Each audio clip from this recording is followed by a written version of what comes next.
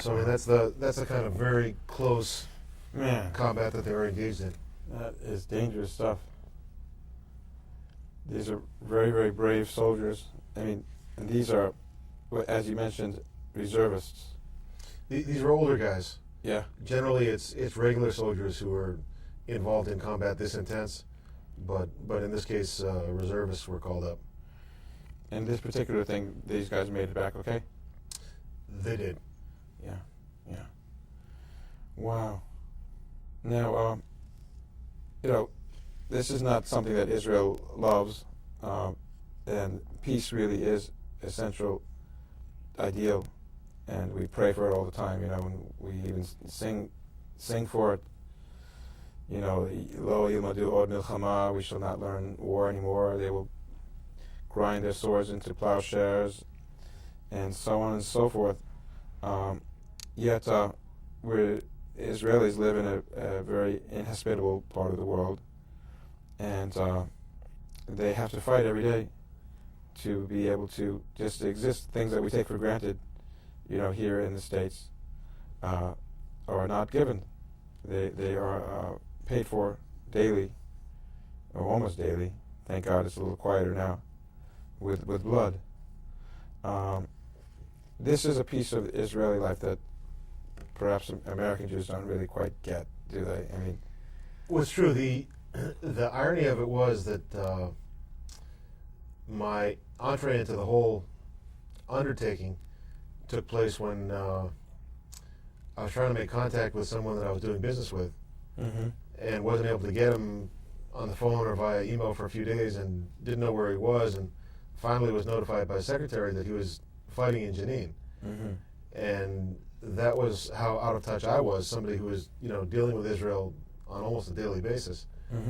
And so imagine, your average American. Yes. But it had to be that way because it would preserve the element of surprise.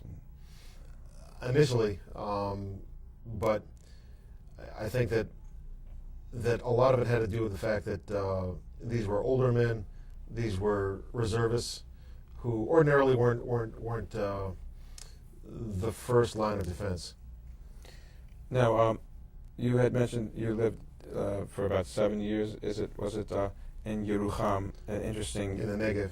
In the Negev, that's the south, and you were around a lot of Moroccans, a lot of Jews from India. It was a great town. We have about 4 minutes left, so tell us a little bit about your life there. It was a town of 6,000. It was 1984, and the local high school received a first shipment of computers and had no idea what to do with it. And my only qualification as a computer science teacher was the fact that I could read the manual.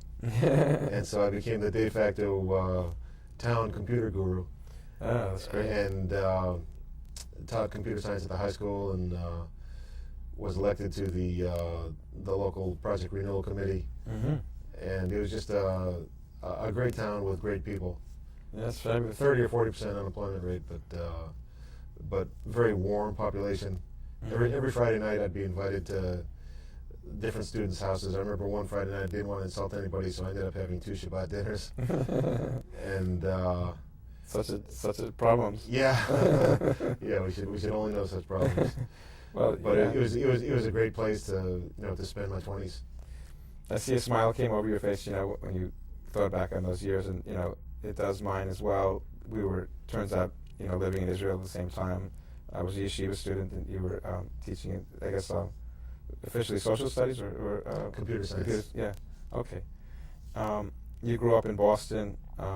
You learned Hebrew, and your Hebrew was probably greatly improved by your visits or those years in Israel.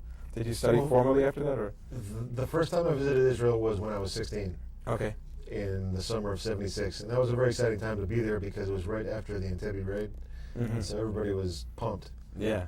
And I spent 2 months on a kibbutz, Beit Zera, in Emek HaYalden in the Jordan Valley, and I was bitten.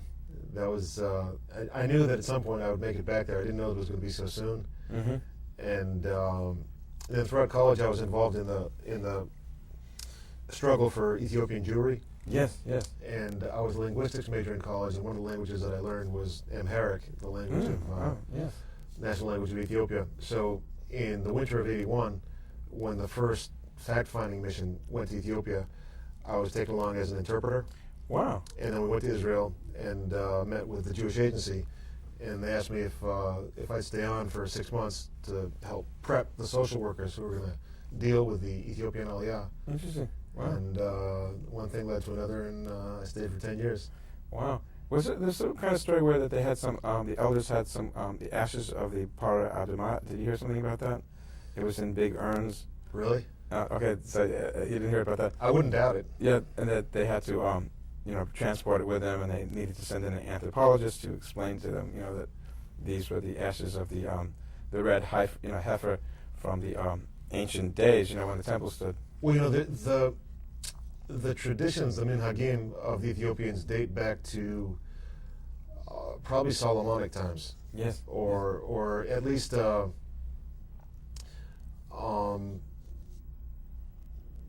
pre-Hasmonean times. Yes. Yes. Hanukkah and Purim are not in their traditions. Right. And so they still have, for example, a Beit Nidah. A place where menstruating women will stay by themselves with other menstruating women. Right, and also they won't eat hot food on Shabbat.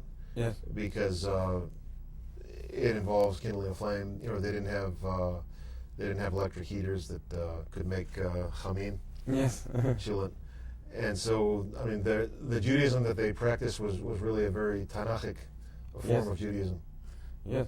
We're probably going to run out of time, but this whole thing about the language and the power of language to preserve Jewish identity is something perhaps we could get into in the future, because there's Judaism for that's a powerful tool for building Jewish identity, but then there's also the language. Oh, there's a lot that's carried within the language. I mean, in Hebrew, just the mere fact that the word mitzvah means both good deed and commandment. Yes. Binds those two concepts together in ways that they're not bound together in other languages.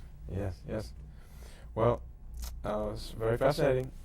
Brett Goldberg, you heard it. A pleasure. Thanks for being here.